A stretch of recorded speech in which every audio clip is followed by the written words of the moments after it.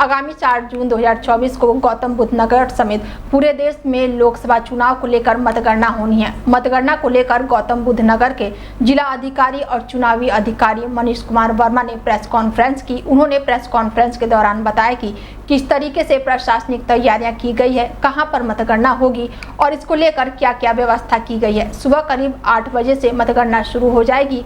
उन्होंने बताया कि हर एक विधानसभा में मतदान की मतगणना करने के लिए 15 टेबल लगाई जाएगी, जिसमें से 14 टेबल मतगणना के लिए और 1 टेबल सहायक रिटर्निंग ऑफिसर के लिए होगी।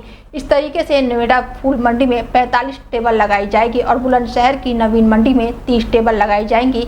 इसके अलावा बैलेट पेपर के माध्यम से हुए मतदान की मतगणना के लिए 10 टेबल लगाई जाएगी। क्योंकि हमारे यहाँ पे 15 प्रत्याशी हैं, कुल मिला के 15 प्रत्याशी और 1 नोटा। तो ये डिपेंड करता है हमारे कर्मचारियों की स्पीड पे, लेकिन हम लोग उम्मीद कर रहे हैं कि टाइमली हम लोग काउंटिंग को संपन्न करा। सबसे पहले बैलेट पेपर खोले जाएंगे?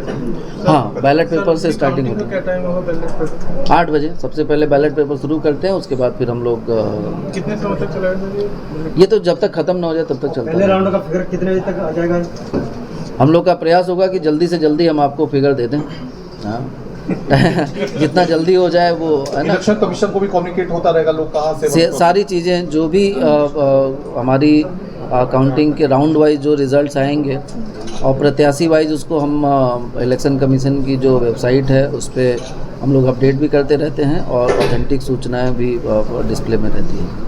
फर्रुखाबाद में सल्फास खाने से महिला की मौत का मामला सामने आया है। दरअसल एटा के थाना राजा रामपुर क्षेत्र के ग्राम गढ़िया जगन्नाथ निवासी महिला रेखा का किसी बात को लेकर पति से विवाद हो गया और इसी बात से परेशान होकर रेखा ने सल्फास की गोली खा ली, जिससे महिला की हालत बिगड़ गई। परिजनों ने आनन फानन में महिला को सामुदायिक स्वास्थ्य केंद्र कायमगंज में भर्ती कराया, जहां महिला की गंभीर हालत को देखते हुए डॉक्टर ने प्राथमिक उपचार के लिए जिला अस्पताल लोहिया के लिए रेफर कर दिया। परिजनों ने निजी वाहन से महिला को आनन फानन में डॉक्टर राम मनोहर लोहिया जिला अस्पताल में फर्रुखाबाद में भर्ती कराया, जहां इलाज के दौरान महिला रेखा की मौत हो गई। परिजन बिना कुछ कार्रवाई के मृतक महिला के शव लेकर घर चले गए।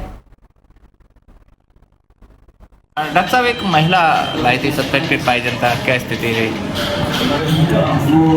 रेखा नाम की महिला आई थी, 42 वर्षीय, कायमगंज से रेफर हुई थी। सल्फास पॉइजनिंग का केस था।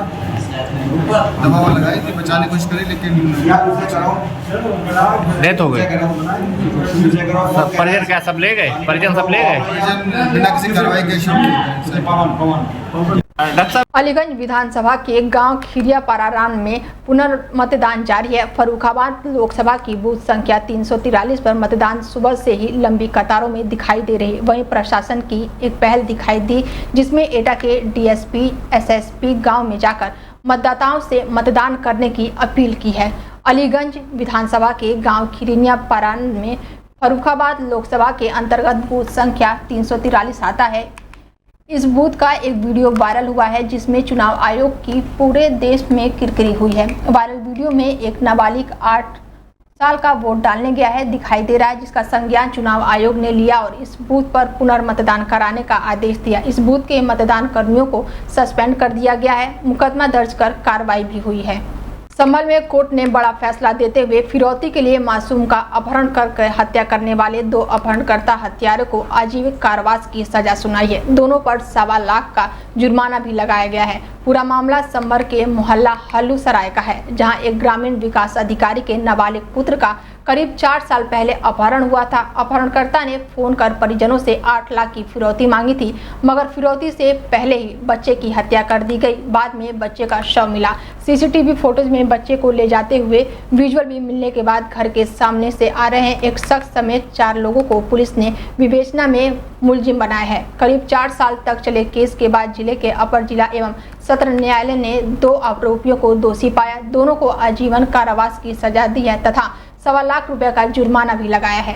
घटना 19 मार्च 2020 की है। 19 मार्च 2020 में ये डॉली मेरे घर से बच्चे को लेकर के आ गई और इसने अपने भाई राजीव और उसके दोस्त बनवारी को सौंप दिया। ये लोग मेरे बच्चे को रामपुर पीपली वन के जंगल में ले गए। वहाँ जाकर के इन्होंने मेरी पत्नी के नंबर पर शाम को 5:30 बजे फ़ोन किया और इन्होंने अपहरण करने के बताया कि मैंने हमने आपके बच्चे का अपहरण कर लिया है और हमें 8 लाख रुपए की फिरौती चाहिए।